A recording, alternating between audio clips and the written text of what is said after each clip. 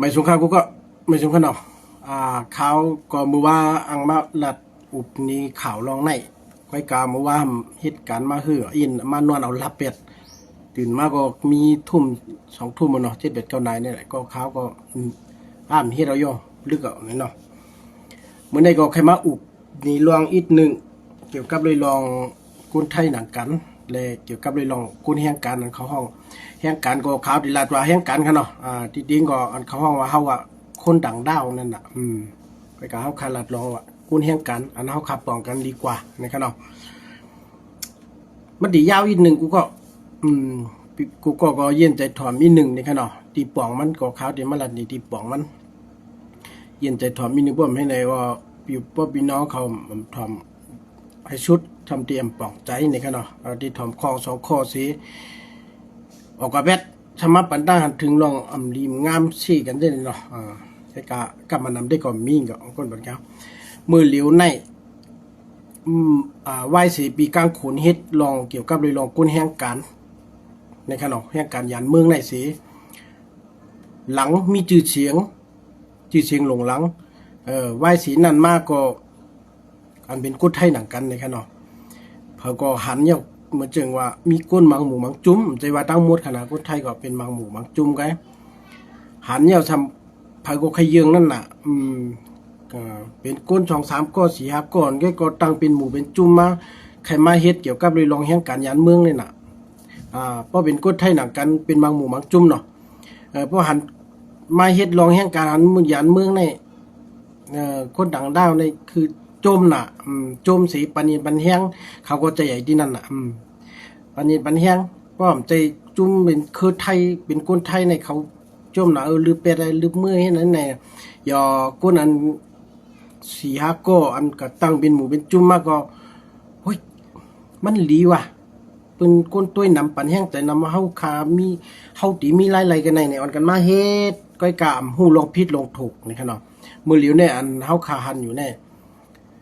เกี่ยวกับเลยลองแห่งการยานเมืองปืนมาเฮ็ดต่อเฮามาเฮ็ดต่อมาเฮ็ดเฮาในกำลืนชุดมาก็เฮ็ดกว่าเฮ็ดมาทำขึ้นยากุลคือเหลียวกันทำขึ้นมังหูกันขึ้นกดไทยกันมากันขึ้นย้อนเฮานะมือเหลียวเนี่ยนะเฮาหลุยหังอ่ะมือเหลียวเนี่ยมาลาดีมีน้องเฮาหลุยหังอ่ะเฮาไปด้วยเขามังกันก็ย้อนปือว่าสร้างหลาในมันมีจุ่มหนึ่งนะครับมาเฮ็ดข่าวดีลันนี่ก่อนกำได้อันข่าวเลยก็หันคลิปวิดีโออันเขาต่อยกันในนี่ครับเนาะมันเป็นปีกุ้งจื้อมันเป็นกุ้งปีกุ้งในมืออ่อนตั้งเขาตีเป็นหมูเป็นจุ้มตั้งปีก้างขนนั่นขนาดปีโหนดนั่นปีก้างขนนั่นก็กลายปีกุ้งได้ซ้ำเฮ็ดกว่าจอมปีก้างขนได้ก็กาเหมือนอย่างว่าตั้งหันถึงเหมือนกันอันปีก้างขนเนี่ยมันใครเฮ็ดแบบกว่าแห้งกว่าอีกนึงเหมือนจังว่าใครเฮ็ดป่วนเปิงกว่าต่อแห้งการยานเมืองหนาล่าเลยปีกุ้งในเฮ็ดจอมเขาเลยอีกนึงไว้ขึ้นเหมือนจังว่าเอาตูออกมาผาดออกมาเป็ดแล้วมาก็มาตั้งจุ่มเป็นจุ่ม1 หางก้อยอันนี้แต้มเฮ็ดลองปีกุ้งในแต้มกว่าเฮ็ดลองเป้กินแห้งการยานเมืองเย้าขึ้นมาตั้งจุ่มเป็นจุ่มจอยหรือบ่มีกุนเมืองว่าเป็นเจ้าคืออะไรในแค่เราปีกุ้งนี่นะข้าวดีลันนี้ปีตองตีป๋องจังไหนมัดตั้งจุ่มเป็นจอยหรือกุนเมืองว่าเป็นกุนไทยกุนแห่งการยานเมืองมานเมืองลาวเมืองกัมพูชาว่าเนาะเพราะว่าเถิดทบเพถูกปืนเป้กินปืนเฮ็ดให้มาเป็นผมมีพิษกันเหี่ยมกันได้มันดีกับจอยแถมนี่ข้าวดีลัดกว่าดีมากจังไหนในแค่เรายอกำในถึงมาวันหนึ่งกูก็กดเลยหันวิดีโอมาแนวค่ะนะก้อยกามาก็กดด้วยกว่าเตรียมหูดิป่องมันน่ะมีคนมาป่องเลี้ยงบันเนี่ยก้อยกาเอาปีกุ้งในไว้ก่อนทำขึ้นมาละแทงจุ่มหนึ่งก็ไม่มันมีจุ่มหนึ่งเมื่อจังว่าตัวปีกลางขนนั่นเป็นตัวอย่างเป็นตัวก้นอ่อนเฮ็ดนี่ครับเนาะแล้วก็เขาก็มาตั้งจุ่มให้ก้อยเขาก็ไม่นั่นแหละอันเป็นว่าก้นมีตั้งหูใครตั้งจุ่มขึ้นมาเฮ็ดจังคือก็ตั้งกันมาง่ายๆปุ่นตาตีมาหลืบลำแห่งการยานเมืองนั่นน่ะใครมีจื่อมีเสียงนั่นน่ะกำไรมาตั้งจุ่มกันมี3 4 ก้อเนาะจื่อจุ่มเขาก็ไทยจอยไทยเนี่ย มันคนละครึ่งอ่ะ ก็จะอันนี้ได้มันเกี่ยวกันนะอำเสียงกันคนละครึ่งนั่นนะมันเป็นจื่อจุ่มเขาไทยช่วยไทยมันตั้งจุ่มขึ้นมาสิมันได้มีก้อนหนึ่งเป็นก้นส่งอาหารอันใส่เชือเขียวนั่นน่ะนั่นน่ะมันก่อมใจก้นอันเขาตั้งกันขึ้นมาอันถูกต้องมายีดเขาใครหลังเลยเขาเฮ็ดไว้กับใน ซัมมีสองก็ผมมีขายหมักไหมเป็นหมักไหมนั่นน่ะเนาะขายหมักไหมบนแตงเต่าหมักพันหลังหมักกาวจังได๋เนาะเฮายิ้มผังตั้งตีหนึ่งในกรุงเทพนั่นแหละก็ไม่ตู้มันตั้งขึ้นมาใหม่แน่อันมาไทยจดไทยในสมานอำต้องทำสังก้อยหนาใครหลังนั่นน่ะใครเฮ็ดคลิปนั่นน่ะเนาะยิบตั้งโทรศัพท์ตั้งพงให้มาถ่ายว่ามาทำเป็นก้นคืออีสังเป็นก้นแห่งการยานเมือง5เป็นก้นไทย5เนี่ยมาถ่ายค่ะแล้วก็เหมือนจังว่ามาแบบใครหาเรื่องนั่นกันเนาะมาแบบพางให้แต่ว่ามาทำอีหลีกว่าที่เป็นจุ่มจังไหนในกว่าไทยปืนในกว่าถามปืนในต้องถามข้อมูลปืนดีๆก่อนว่าที่กว่าที่มาเขาเป็นก้นอีสังต้องลัดตัวปืนดีๆใจเลยว่าใครหลังเสียยิบพงให้มาไทยปืนก้อยนี่ค่ะเนาะกับในก็ต้องถามข้าสองก็ผมมีนั่นถามว่าเป็นเฮี้ยงการยันเมืองเข้าใจผิดเบิ่นนั่นน่ะปอกใจผิดเบิ่นน่ะขากรมลาดว่าเป็นคนไทยเป็นคนไทยเหรอไม่เชื่อคนไทยจริงเปล่าเนี่ยนะว่าลูกขลาดกำไทยน่ะเป็นคนไทยเดี่ยวมีวัดไทยเนี่ยต้องทำน่ะก้อยกาทำกาเอาพงในถ่ายวิดีโอถ่ายหน้าปืนนั่นน่ะคนไทยในปืนตีมีหมายมีปักปึงให้ห้ามว่าเฮาขาดดิโป้ดิถ่ายปืนในเฮาต้องย้อนขว้างปืนขออนุญาตนั่นน่ะเยาก็อำนั้นก็เฮาขาบปืนนาปืนเฮ็ดให้นาปืนไล่อย่าให้หันนาปืนแจงแรงดีนั่นค่ะเนาะปืนมีหมายมีปักปึงป้องกันไว้นั่นน่ะกูก็สำลึงหลีสมัยยาคนไทยหนักกันอย่าคนไทยสองก็ผมมีนั่นทำเป็นสมาชิกอันเขาว่าสมาชิกในขณะเป็นคนในกลุ่มของปีกุงเนี่ยปีกุงเนี่ยก็มันตั้งจุ่มขึ้นมาปุ่นดัดที่จ่อยหรือก้นนั่นน่ะเนาะเขาก็เหมือนอันลาดนั่นน่ะกับในผู้หญิงสองก็ในก็เอาวิดีโออันขาสองอันจุ่มอันมัดไถ่เขานั่นลงเพราะว่าเขามัดไถ่แล้วเขาไล่สดนั่นน่ะเขาลงกว่าในโซเชียลมีเดียเขาก็ขึ้นป้อปุ่งนั่นสิส่งมันปีกุงเหมือนจังว่าสองก็ผมมีในก็คล้ายๆเหมือนจังว่าเป็นก้นในจุ่มของปีกุงเขานั่นกอใจนี่ค่ะเนาะ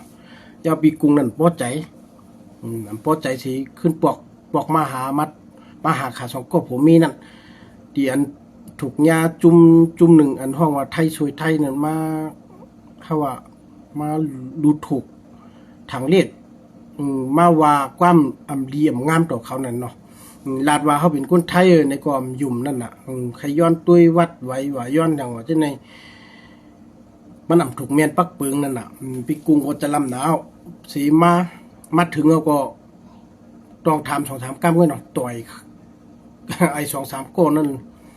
ดินปิดไอซื้อก้นชื่อคิวอันถุงอาหารกูก็ได้เลยหันเนาะข้าวก็มีอยู่ในวิดีโอนั่นก็กะข้าวก็ลาดนี่เอาดีกว่าเอามาลงกูก็ได้เลยหันอยู่หรือนี่ค่ะเนาะข้าวก็แช่อยู่ในเพชรชุนโตข้าวเขาเนี่ยดินปิดไอถุงอาหารอันใส่ชื่อคิวร่วมมันกว่าเขาก็มัดตอบมันเนาะเข้ากันขึ้นต่อยกันขึ้นเนาะย้อนปืนไหนแล่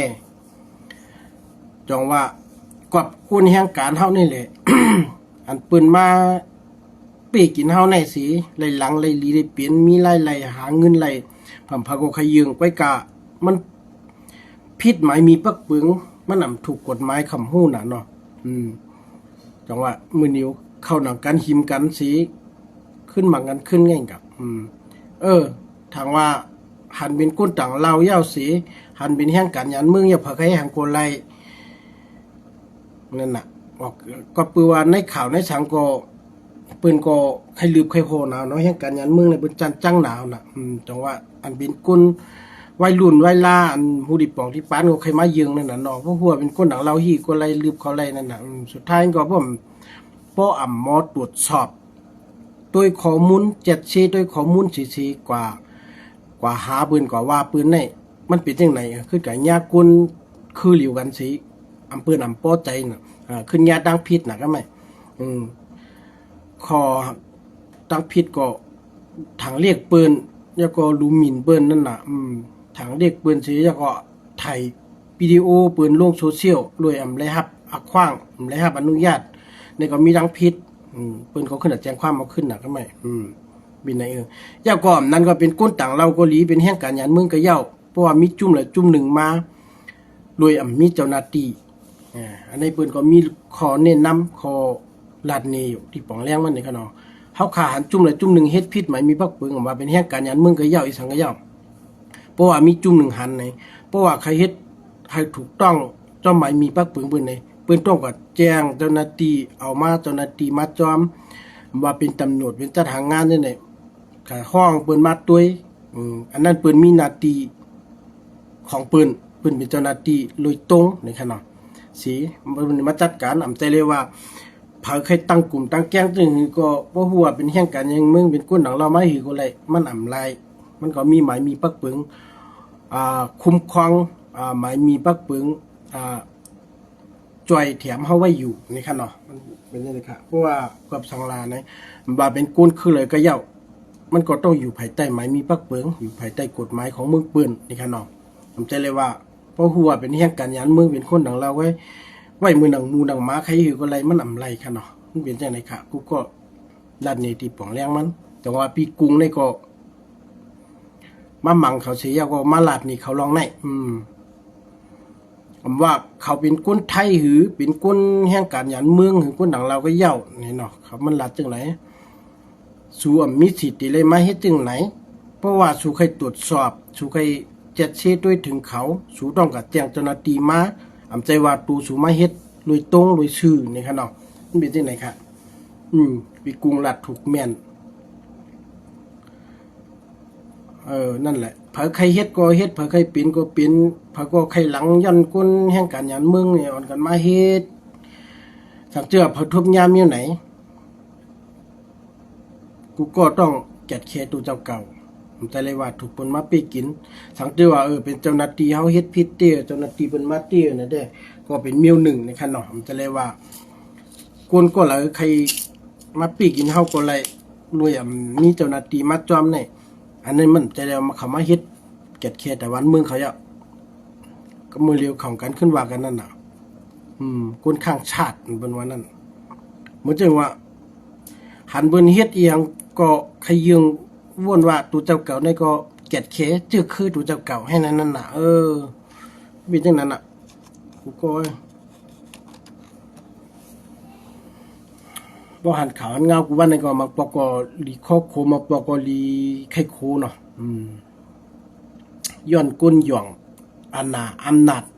เขาก็ใครมีชื่อเสียงเขาก็ใครลังเขาก็ใครหาหลายๆนึงโซเชียลมีเดียเฮ็ดโดยฮู้หมายมีปักปึงฮู้ว่าเป็นจังแห่งการยานเมืองในเขาก็เนี่ยอ่อนกันตั้งกลุ่มตั้งแก๊งให้เฮ็ดหาไล่หาลือแห่งการยานเมืองถามว่าเปิ้นมีหมายมีปักปึงที่อันอุปเปิงห่มลมไม่อยู่นี่ค่ะเนาะมันเพิ่นว่าห่มลมคุ้มครองนั่นน่ะแห่งการยานเมืองเฮาก็มีหมายมีปักปึงเมืองไหนห่มลมเฮาไว้อยู่นะกูก็ก้อยกาเพราะว่าเฮาขาเฮ็ดผิดหมายมีปักปึงแต่เป็นเมียวหนึ่ง